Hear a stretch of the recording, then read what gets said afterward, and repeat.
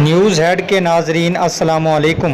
نئی ویڈیو میں ہم آپ کو بتائیں گے کہ وزیر اعظم کے اختیارات کو اپنے ہاتھوں میں لینے کی کوشش کس نے کی اور آخر کار استعفیٰ دینا پڑا۔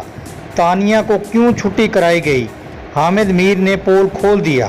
دوستو، تانیہ نے وزیر اعظم عمران خان کے حوالے سے ایک بڑے جھوٹ بولا۔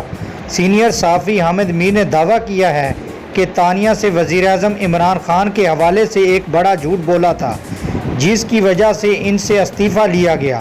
حامد میر کا کہنا تھا کہ تانیہ نے کہا تھا کہ جو کمپنی رجسٹر کروائی گئی اس کے لیے وزیر اعظم سے اجازت لی گئی تھی، جبکہ یہ جھوٹ تھا۔ انہوں نے وزیر اعظم سے کوئی اجازت نہیں لی۔ اس جھوٹ کی وجہ سے ان سے استعفیٰ لیا گیا۔ خیال رہے کہ آج وزیر اعظم کی معاون خصوصی برائے ڈیجیٹل پاکستان ثانیہ نے اپنے عہدے سے استعفیٰ دے دیا ہے۔ دوستو، کابینہ ڈویژن نے اس سلسلے میں بدھ کو باضابطہ نوٹیفیکیشن بھی جاری کر دیا گیا ہے۔ نوٹیفیکیشن کے مطابق وزیر اعظم نے تانیہ کا استعفیٰ قبول کر لیا ہے۔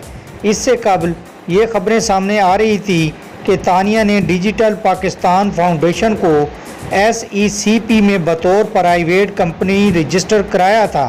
وزیر اعظم نے اس معاملے پر تحقیقات کی تو تانیہ انکوائری میں تسلی بخش جواب نہ دے سکیں۔ وزیر اعظم نے تسلی بخش جواب نہ دینے پر ان سے استعفیٰ طلب کیا تھا۔ دوستو، یہ تھی آج تک کی حامد میر کی بریکنگ نیوز۔ ملتے ہیں نئی ویڈیو میں، تب تک اللہ حافظ۔